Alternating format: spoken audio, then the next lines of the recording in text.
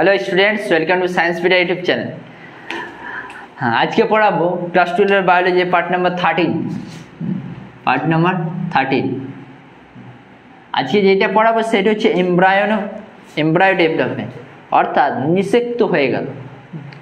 নিষেকের পর কি তৈরি হবে? জাইগোট। আবার ওই জাইগোটটা আস্তে আস্তে তোমার কি সে ডেভেলপ হবে? ভ্রূণে। সেটা কীরকম ভাবে ডেভেলপ হচ্ছে সেটা আমরা দেখব। ক্লিয়ার? চলো দেখা যাক। আচ্ছা, ভ্রূণ কখন বলবো? নিষেক হওয়ার প্রথম 2 মাস সেটাকে আমরা বলবো এমব্রায়ো, এবং তার পরবর্তী যে 7 মাস সেটাকে আমরা কি বলবো? ফিটাস। ঠিক আছে, এটা যাতে মাইন্ডে থাকে। আচ্ছা, কি হবে? Embryo development. Embryo development, embryo development,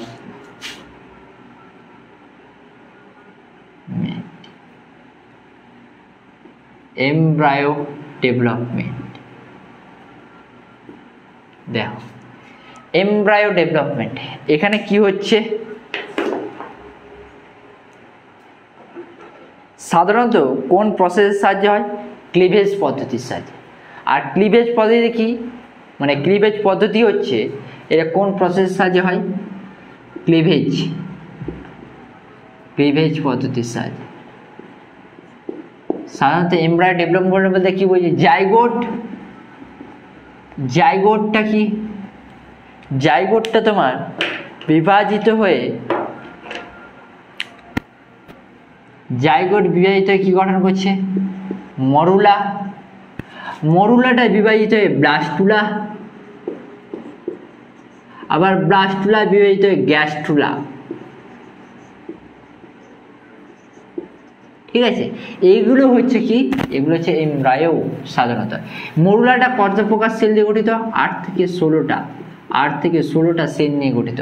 ব্লাস্টুলাটা সাধারণত 32টি সেল নিয়ে গঠিত। গ্যাস্ট্রুলার মধ্যে আমরা 3টা লেয়ার দেখতে পাবো। 3টা লেয়ার্স দেখতে পাবো। ক্লিয়ার? হ্যাঁ, 3টা লেয়ার্স দেখতে পাবো। এটা কোন পদ্ধতি? জাইগোটটা কোন পদ্ধতি বিভাজিত হচ্ছে? ক্লিভেজ পদ্ধতির সাহায্যে। ওই যে বললাম ক্লিভেজ পদ্ধতিতে উৎপন্ন যে সেলগুলো, ওই সেলগুলোর নাম কি? ব্লাস্টোমিয়া।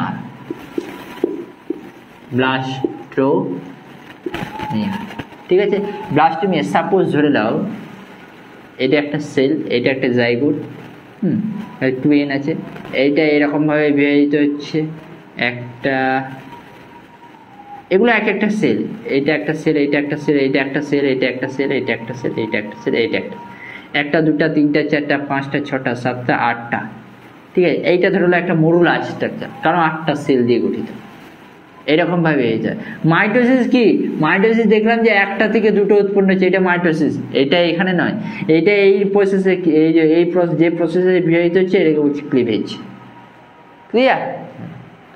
8টা থেকে 16টা নিয়ে গঠিত হচ্ছে, সেল নিয়ে গঠিত হচ্ছে মরুলা, তারপরে ব্লাস্টুলা, তারপরে তোমার গ্যাস্ট্রুলা।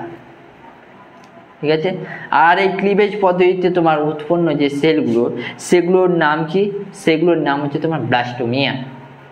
বুঝতে পেরেছো? হ্যাঁ, এরপরে আমরা দেখব যে সাধারণত, আর এটা কি বললাম যে 32টা সেল। এইটা ধরে নাও একটা, এর মধ্যে 8টা সেল আছে, 8 থেকে 16টা। আর এটার মধ্যে ধরে নাও 32টা প্রায় সেল আছে। এদের একত্রে আমি কি বলবো? ব্লাস্টুলা। আর এটা 3টা লেয়ার দেখতে পাই, কি বলবো আমরা? গ্যাস্ট্রুলা। ঠিক আছে, এরপর আমরা মরুলার সম্বন্ধে একটু জানবো, ব্লাস্টুলার সম্বন্ধে একটু জানবো, গ্যাস্ট্রুলার সম্বন্ধে একটু জানবো। চলো, মরুলা জিনিসটা কি? মরুলা সাধারণত এটা কি? যে নিষিক্ত ডিম্বাণুটি আছে, ওই নিষিক্ত ডিম্বাণুটি তোমার বারবার বিভাজিত হয়ে একটি 8 থেকে 16টা কোষ নিয়ে গঠিত। হ্যাঁ, একটা কোষপুঞ্জ। ঠিক আছে, নিষিক্ত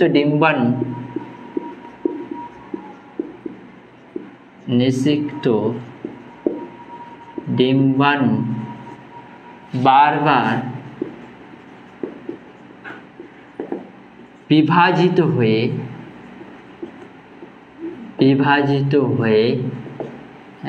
যে 8 থেকে 16টি কোষপুঞ্জ নিয়ে গঠিত যে স্ট্রাকচার, যে গঠনকে দেখব সেটাকে আমরা কি বলবো, মরুলা। ঠিক আছে, আর এটি সাধারণত কোথায় সৃষ্টি হয়? ফ্যালোপিয়ান টিউবের মধ্যে। কোথায়? ফ্যালোপিয়ান নালীর মধ্যে এটাই গঠিত হয়। ফ্যালোপিয়ান, তোমরা যে কোনো বইয়ের মধ্যে দেখবে, বইয়ের মধ্যে এটা ভালোভাবে দেওয়া আছে, ফ্যালোপিয়ান নালীর মধ্যে দেখতে পাবো, ফ্যালোপিয়ান নালীর মধ্যে দেখতে পাবো। ঠিক আছে, ফ্যালোপিয়ান নালীর মধ্যে দেখতে পাবো।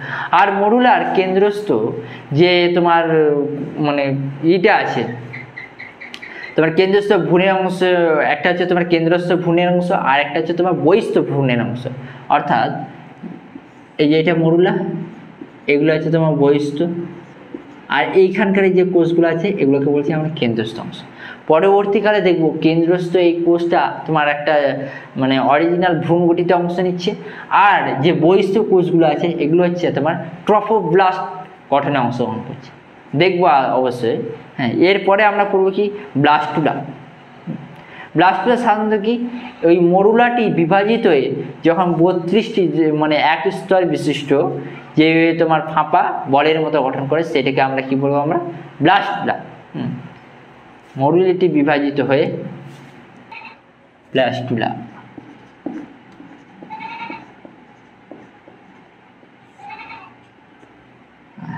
তোমার কি মরুলা বিভাজিত হয়ে, মরুলা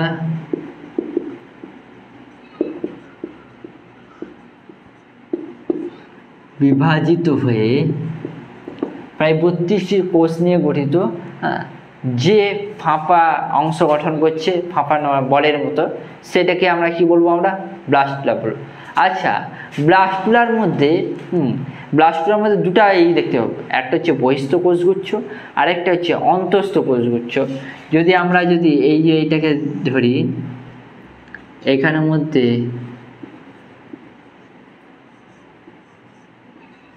এগুলাকে আমরা কি বলবো, আমরা বহিস্থ কোষগুচ্ছ।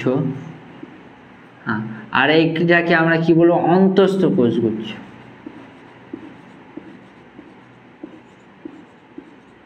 এইটাকে আমরা কি বলবো, আমরা বহিস্থ কোষগুচ্ছ।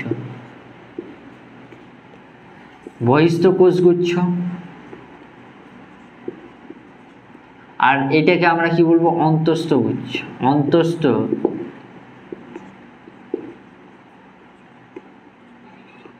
কোষগুচ্ছ। বহিস্থ কোষগুচ্ছ কি করছে তোমার, ওই বহিস্থ কোষগুচ্ছটা তোমার কি হচ্ছে, ট্রফোব্লাস্ট গঠন হচ্ছে। ঠিক আছে, ট্রফোব্লাস্টটা কি সেটাও বলছি জিনিসটা। এইটাই তোমার একটা অ্যাকচুয়ালি তোমার ট্রফোব্লাস্ট এখান থেকে তোমার করিয়ন এবং অ্যামনিয়ন গঠিত হচ্ছে। করিয়ন এবং অ্যামনিয়নটা কি, একটা এক্সট্রা এমব্রায়োনিক মেমব্রেন, অর্থাৎ যে এমব্রায়োর গায়ে যে মেমব্রেন থাকে সেটা। ঠিক আছে, এটা কি গঠিত করছে, তোমার ট্রফোব্লাস্ট গঠন করছে। বহিস্থ কোষগুচ্ছের তাহলে কাজটা কি হবে, এটা কি করছে তোমার ট্রফোব্লাস্ট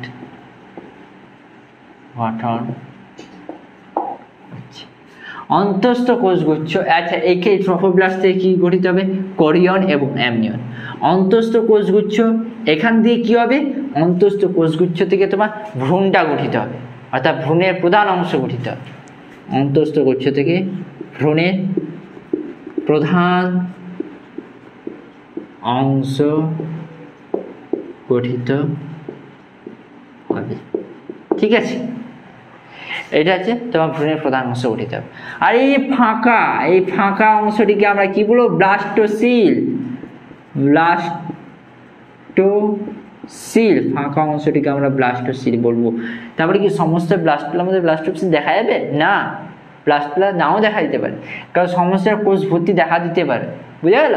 হ্যাঁ, ব্লাস্টুলার মধ্যে যে ফাঁকা তরলপূর্ণ অংশ সেটাকে আমরা কি বলবো, ব্লাস্টোসিল।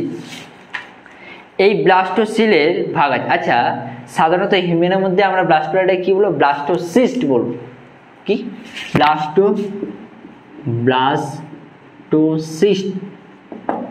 ব্লাস্টোসিস্ট বলবো। ক্লিয়ার?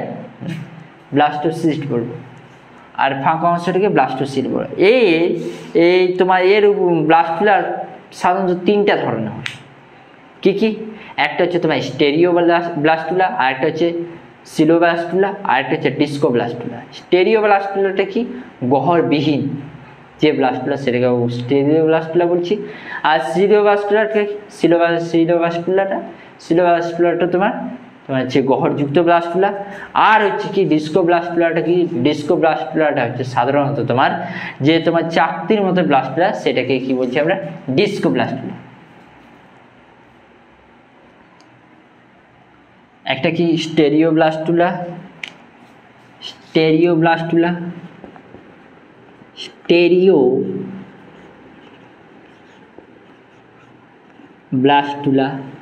স্টেরিওব্লাস্টুলা এইটা কি সাধারণত? স্টেরিওব্লাস্টুলাটা হচ্ছে তোমার কি গহ্বরযুক্ত ব্লাস্টুলা।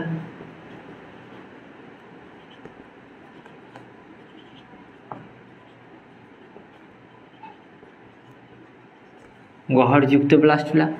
আর হচ্ছে সিলিওব্লাস্টুলা এইটা কি বলছি আমরা? এইটাকে আমরা বলছি যে এইটা হচ্ছে গহ্বরবিহীন ব্লাস্টুলা। স্টেরিওব্লাস্টুলা হচ্ছে তোমার কি? গহ্বরবিহীন ব্লাস্টুলা। গহ্বরযুক্ত ব্লাস্টুলা, গহ্বরযুক্ত ব্লাস্টুলা। ঠিক আছে? আরেকটা হচ্ছে তোমার ডিস্কোব্লাস্টুলা, হচ্ছে ডিস্কোব্লাস্টুলা।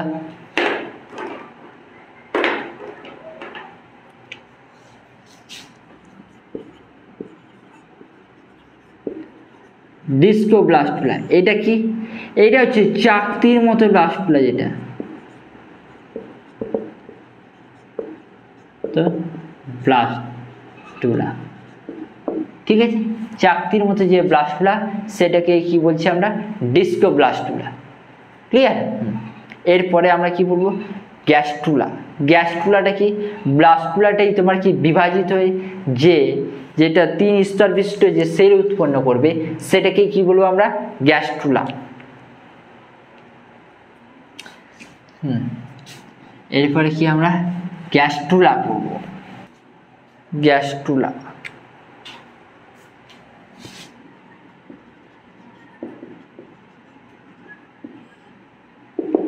গ্যাস্ট্রুলা কি? ব্লাস্টুলা বিভাজিত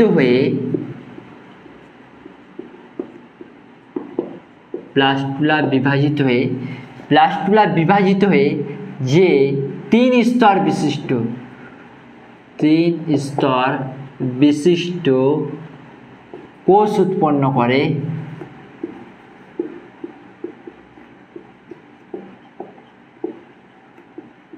সেটাকে আমরা কি বলবো? আমরা গ্যাস্ট্রুলা। ক্লিয়ার? তার মানে কি 3টা স্তর কি কি? একটোডার্ম,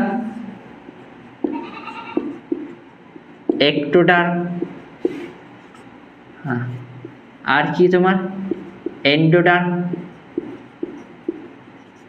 আর হচ্ছে কি মেসোডার্ম। একটোডার্ম, এন্ডোডার্ম এবং মেসোডার্ম। একটোডার্ম থেকে কি উৎপত্তি হয়? সাধারণত তোমার কি দেহের চামড়া, তারপর মাথার চুল, এইসব এগুলো মানে চক্ষু, কর্ণ, এই যে মুখমণ্ডলের যে পার্টগুলো আছে সেটা কোথা থেকে উৎপত্তি হচ্ছে? সাধারণত তোমার কি একটোডার্ম থেকে। ক্লিয়ার? আর মেসোডার্ম থেকে তোমার কি নোটোকর্ড, হৃৎপিণ্ড, ঠিক আছে, তারপর তোমার ফুসফুস, এগুলো সমস্ত হচ্ছে তোমার কি মেসোডার্ম থেকে। ঠিক আছে? তারপর তোমার ব্লাড, এটা হচ্ছে মেসোডার্ম। তারপর তো আচ্ছা, এন্ডোডার্ম থেকে কোনটা? পৌষ্টিক নালী, শ্বাসতন্ত্র। অ্যাকচুয়ালি ফুসফুসটা হচ্ছে তোমার এন্ডোডার্ম মধ্যে, শ্বাসতন্ত্র, রেচনতন্ত্র, এগুলো কি হচ্ছে তোমার সাধারণত কি এন্ডোডার্ম থেকে উৎপন্ন হচ্ছে। ঠিক আছে? এবারটি যেটা বলবো আমরা, যে মরুলা, জাইগোট থেকে মরুলা হচ্ছে, মরুলা থেকে ব্লাস্টুলা, আবার ব্লাস্টুলা থেকে আবার গ্যাস্ট্রুলা হচ্ছে। কোন প্রসেসের সাহায্যে হচ্ছে? জাইগোট থেকে মরুলা, এখানে মরুলেশন প্রসেস। মরুলেশন, ব্লাস্টুলেশন, গ্যাস্ট্রুলেশন। ক্লিয়ার? গ্যাস্ট্রুলেশন বোঝা গেল। এরপরে সাধারণত আমরা কি পড়ব, এই বিভাজিত হয়ে গেল, এই বিভাজিত হয়ে গেল, এরপরে কি হচ্ছে তোমার ইমপ্ল্যান্টেশন। ইমপ্ল্যান্টেশন সম্বন্ধে আমরা হালকা করে জেনে নেব। ইমপ্ল্যান্টেশন পড়বো, তারপর আমরা প্লাসেন্টা পড়বো, আর এক্সট্রা এমব্রায়োনিক মেমব্রেন সম্বন্ধে পড়বো, আর অর্গানোজেনেসিস সম্বন্ধে পড়বো, দিয়ে তোমাদের এই চ্যাপ্টারটা কমপ্লিট হয়ে যাবে। ঠিক আছে? হ্যাঁ, এরপরে নেক্সট চ্যাপ্টার কোন চ্যাপ্টার শুরু করা যাক, দেখা যাক কি হয়।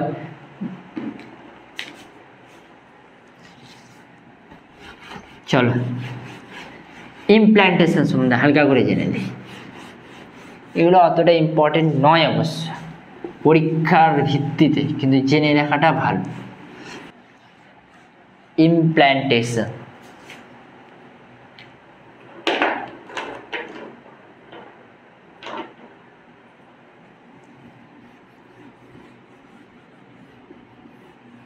ইমপ্ল্যান্টেশন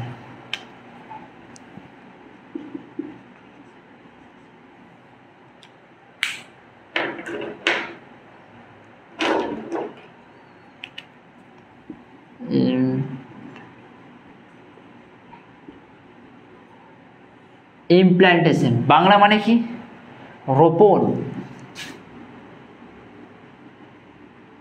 কি রোপণ হবে? কোথায় রোপণ হবে? রোপণ কি রোপণ হবে? সাধারণত রোপণটা হবে তোমার কি, হ্যাঁ, যে ফিটাস, যে ব্লাস্টোসিস্ট বলবো আমরা, ওই ব্লাস্টোসিস্টটা রোপিত হবে কোথায়? জরায়ুর এন্ডোমেট্রিয়াম লেয়ারের মধ্যে। ক্লিয়ার? জরায়ুর এন্ডোমেট্রিয়াম লেয়ারের মধ্যে তোমার রোপিত হবে। তাহলে কি নিষিক্ত ডিম্বাণু ব্লাস্টোসিস্টে রূপান্তরিত হয়ে তোমার কি এন্ডোমেট্রিয়াম নির্দিষ্ট অঞ্চলে রোপিত হওয়ার পদ্ধতিকে আমরা কি বলবো? রোপণ, বা প্রতিস্থাপিত হওয়ার পদ্ধতিকে আমরা কি বলবো? রোপণ। ক্লিয়ার? আচ্ছা, এই রোপণটা সাধারণত কতদিনে হয়? রোপণ হয় 7 দিনের মাথায়। আর ব্লাস্টোসিস্ট জরায়ুর প্রাচীরকাতে এন্ডোমেট্রিয়াম পতিত হতে শুরু করে 7 দিনের মাথায়।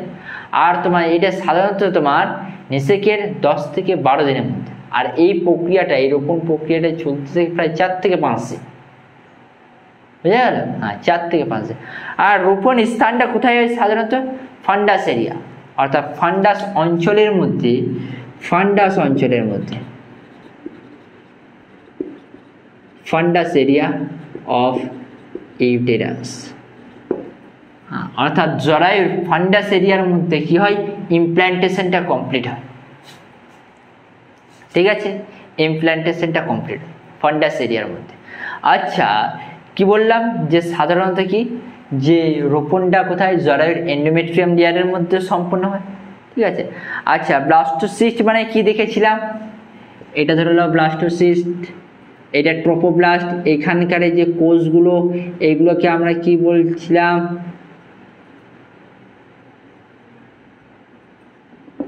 ঠিক আছে? আচ্ছা, ট্রোফোব্লাস্ট একটা হচ্ছে তোমার ব্লাস্টোসিস্ট হচ্ছে কি ট্রোফোব্লাস্ট, আর এটাকে বলছে ইনার সেল মাস।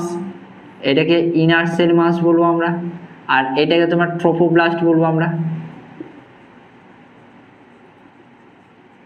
তাহলে কি আফটার ইমপ্ল্যান্টেশনের পর এই যে ব্লাস্টোসিস্টটা কত প্রকারে ভাগ হচ্ছে? একটা হচ্ছে তোমার ট্রোফোব্লাস্ট, মেন জিনিসগুলোই আমি তোমাদেরকে উল্লেখ করছি। ঠিক আছে? আফটার ইমপ্ল্যান্টেশন একটা হচ্ছে ট্রোফোব্লাস্ট, আর একটা হচ্ছে আইসিএম, ইনার সেল মাস, ওই যে ব্লাস্টোসিস্টের গঠন। এই ট্রোফোব্লাস্টটা যখন ইমপ্ল্যান্টেশন হয়ে যাবে তোমার দুটি অংশে বিভক্ত হয়ে যাবে।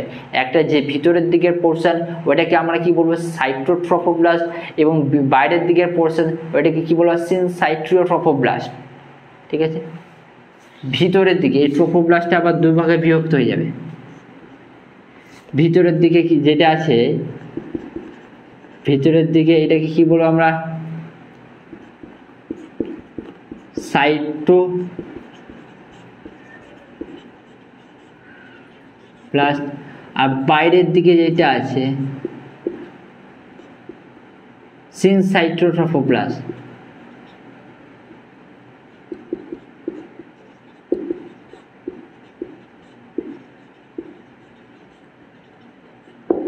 সিনসাইটোট্রোফোব্লাস্ট, ঠিক আছে। হ্যাঁ, আর এই ইনার সেল মাস, এই ইনার সেল মাসও দুভাগে বিভক্ত হয়ে যায়, ঠিক আছে। ইনার সেল মাস কি কি মানে কি স্তর গঠন করে, একটা হচ্ছে তোমার এপিব্লাস্ট আর একটা হচ্ছে তোমার হাইপোব্লাস্ট। একটা হচ্ছে তোমার এপিব্লাস্ট, একটা তোমার এপিব্লাস্ট, আর একটা হচ্ছে তোমার কি হাইপোব্লাস্ট। হাইপোব্লাস্ট দেখবে সাঁতরা বইয়ের মধ্যে, সাঁতরা বলো তোমার ছায়া বলো, হ্যাঁ, এগুলো তোমার স্টেপ বাই স্টেপ পরপর এরকমভাবে লেখানো আছে, ঠিক আছে। আমি এখানে ডিটেলসে একটু বুঝিয়ে দিচ্ছি যে জিনিসটা কি বলতে চাইছে বইয়ের মধ্যে, ঠিক আছে। হ্যাঁ, কারণ এই ট্রোফোব্লাস্টের দুটি অংশ, সাইটোট্রোফোব্লাস্ট, সিনসাইটোট্রোফোব্লাস্ট, আইএসএম এর দুটি অংশ বিভক্ত হয়ে যাবে, এপিব্লাস্ট এবং হাইপোব্লাস্ট। ছবি দিয়ে দেখবে এগুলো বুঝতে পারবে অবশ্য, ঠিক আছে। এবারটি এই তোমার মানে এই তো বাইরের দিকে যে স্তরটা আছে সিনসাইটোট্রোফোব্লাস্ট, এখানকার যে মানে এক প্রকার পোর্টিকুলাইটিভ উৎসেচক নিঃসৃত করে, ঠিক আছে। এখানকার এই যে স্তরগুলো আছে, এটা ধরে নাও এন্ডোমেট্রিয়াম লেয়ার, এখানকার ওইটা আছে, এটা ভেদ করে আবার ঢুকে যাচ্ছে আর কি। হ্যাঁ, এইখানকার ধরে নাও এটা সাইটোট্রোফোব্লাস্ট, আর এইটা ধরে নাও এইটা তোমার সিনসাইটোট্রোফোব্লাস্ট, ঠিক আছে। এখান থেকে কিছু উৎসেচক নির্গত হয়, যত উৎসেচক নির্গত হয় এগুলো ভাঁজ খেয়ে যাবে, এই এন্ডোমেট্রিয়াম লেয়ারটা আবার ভাঁজ খাবে, এন্ডোমেট্রিয়াম লেয়ারটা ভাঁজ যত খাবে এখানে আরও তত ভালোভাবে এইটা আরও ভালোভাবে রোপিত হতে পারে, ক্লিয়ার, বোঝা গেল। অর্থাৎ জরায়ুগাতে ব্লাস্টোসিস্টটা আরও ভালোভাবে রোপিত হয় কখন, যখন এই যে ওইটা তোমার উৎসেচকটা রিলিজ করবে, ঠিক আছে। এরপরে ভ্রূণ রোপিত হওয়ার আগে তোমার এন্ডোমেট্রিয়াম কোষগুলো রূপান্তরিত হয়, যে ভ্রূণ রোপিত হওয়ার যে আগে এখানকার যে এন্ডোমেট্রিয়াম যে কোষগুলো আছে এগুলোকে কি বলবো আমরা, এগুলোকে সাধারণত এন্ডোমেট্রিয়ামের কোষগুলোকে আমরা সাধারণত কি বলবো, ডেসিডুয়া, ঠিক আছে। এই ডেসিডুয়া তিনটি ভাগে ভাগ আছে, একটা হচ্ছে ডেসিডুয়া বেসালিস, আর একটা হচ্ছে ডেসিডুয়া ক্যাপসুলারিস, আর একটা হচ্ছে ডেসিডুয়া প্যারাইটালিস, ঠিক আছে। ডেসিডুয়া বেসিলাসটা হচ্ছে মানে তোমার যেটা তোমার কি এন্ডোমেট্রিয়াম লেয়ার, যেটা তোমার ব্লাস্টোসিস্ট গঠন করছে। এই যে এটা ধরলে এন্ডোমেট্রিয়াম লেয়ার, এইটা এন্ডোমেট্রিয়াম লেয়ার, এখানে ধরলে তোমার ব্লাস্টোসিস্টটা গঠন করছে, এই লেয়ারটাকে কি বলবো আমরা, ডেসিডুয়া বেসালিস। আর যেই লেয়ারটা পুরোটা ঘিরে আছে ব্লাস্টোসিস্টকে সেইটাকে আমরা কি বলবো তোমার ডেসিডুয়া ক্যাপসুলারিস, ঠিক আছে। অর্থাৎ এন্ডোমেট্রিয়াম ব্লাস্টোসিস্টকে অবস্থান করে, হ্যাঁ, মানে যেটি তোমার এন্ডোমেট্রিয়াম মানে ব্লাস্টোসিস্ট অবস্থান করে, ঠিক আছে। আর হচ্ছে বাদ বাকি যে পার্টগুলো পড়ে থাকে সেটাকে কি বলবো আমরা ডেসিডুয়া প্যারাইটালিস, ঠিক আছে। এরপরে যে হরমোনগুলো নিয়ন্ত্রণ করে ইমপ্ল্যান্টেশনে সেগুলো কি কি, সেগুলো সাধারণত হচ্ছে এফএসএইচ এবং LH, follicular stimulating hormone, luteinizing hormone. আর ডিম্বাশয় ইস্ট্রোজেন এবং প্রোজেস্টেরন, এটা মোস্ট ইম্পর্টেন্ট, কারণ জরায়ুর মানে এন্ডোমেট্রিয়াম লেয়ারে যে বৃদ্ধি ঘটায় কি এই দুটি হরমোন, অর্থাৎ ভ্রূণের রোপণের ক্ষেত্রে এটা উপযোগী করে তোলে। কারণ যত থিকনেসটা, এই থিকনেসটা এন্ডোমেট্রিয়াম লেয়ারের থিকনেসটা কে বাড়ে, প্রোজেস্টেরন। যত প্রোজেস্টেরন লেভেলটা ইনক্রিজ হয় প্রেগনেন্সির সময়, প্রোজেস্টেরন লেভেলটা ইনক্রিজ হয়, হ্যাঁ, যাতে ওইখানে যে ভালোভাবে যাতে এই করতে থাকে, ঠিক আছে, ভালোভাবে যাতে রোপিত হতে পারে, ঠিক আছে। এইটাই হচ্ছে আমাদের কি ইমপ্ল্যান্টেশনের কাহিনীটা, আর সেইটাই তোমাদের বইয়ের মধ্যে স্টেপ বাই স্টেপ 1 নম্বর 2 নম্বর 3 নম্বর করে লেখা আছে, বোঝা গেল। না বুঝতে পারলে আবার বলবে, আবার অবশ্যই আলোচনা করা হবে যে জিনিসটা কি বলতে চাইছে না বলতে চাইছে, ঠিক আছে। হ্যাঁ, আর এখান দিয়ে তাহলে কি কি কোশ্চেন আসবে, যে এখান দিয়ে কোশ্চেন আসবে, শর্ট কোশ্চেন টাইপে আসবে, মরুলা ব্লাস্টুলার মধ্যে পার্থক্য, ব্লাস্টুলা গ্যাস্টুলার মধ্যে পার্থক্য কি, ঠিক আছে। হ্যাঁ, রোপণ পদ্ধতি কাকে বলে, এর যে বিভিন্ন ধাপগুলি বর্ণনা করে, এদের এখান থেকে সাধারণত অত আসেনি অবশ্য, তবুও করে রাখবে অবশ্য। হ্যাঁ, আর তোমার আর এখান দিয়ে তাহলে কি বাকি রইলো আমাদের, অর্গানোজেনেসিস। অর্গানোজেনেসিস আছে, প্লাসেন্টা বা অমরা আছে, এবং প্লাসেন্টা থেকে নিঃসৃত হরমোনগুলো আছে, আর পার্চুরেশনের বা প্রসবের কয়েকটা পদ্ধতি আছে। এগুলো হলেই চ্যাপ্টারটা কমপ্লিট হয়ে যাবে, ঠিক আছে। এই চ্যাপ্টারটা কমপ্লিট হওয়ার পর সম্ভবত আমরা শুরু করব মলিকিউলার বায়োলজি, অর্থাৎ বংশগতি আণবিক ভিত্তিতে এটা সব শুরু করব। কারণ হচ্ছে বেশিরভাগ স্কুলের মধ্যে ওই চ্যাপ্টারটা চলছে অবশ্য, বেশিরভাগের রিকোয়েস্ট যে ওই চ্যাপ্টারটা। আর কিছুজন বলছিল যে আমি বায়োটেকনোলজি, কিছু একজন কিংবা দুজন কমেন্ট দেখছিলাম যে বায়োটেকনোলজি। হ্যাঁ, বায়োটেকনোলজি এখন একটু বাকি আছে, কারণ মলিকিউলার বায়োলজি এইটা যদি না করা হয় তাহলে তোমরা বায়োটেকনোলজি এটা বুঝতে পারবে। ঠিক আছে, তো ওই জন্য বুঝতে খুবই অসুবিধা হয়। ওই জন্য সম্বন্ধে আগে মলিকিউলার বায়োলজি এবং জেনেটিক্সটা কমপ্লিট করার পর যদি বায়োটেকনোলজিতে যাওয়া হয় তাহলে খুব সুবিধা হবে। ঠিক আছে, থ্যাংক ইউ, আজকে এতটাই। ভিডিওটা ভালোভাবে দেখতে থাকো, এবং কোথাও যদি প্রবলেম হয় অতি অবশ্যই জানাবে, আবার নাহলে আলোচনা করা হবে, এবং কমেন্ট সেকশনের মধ্যে অতি অবশ্যই কমেন্ট করো। ঠিক আছে, thank you, have a nice day.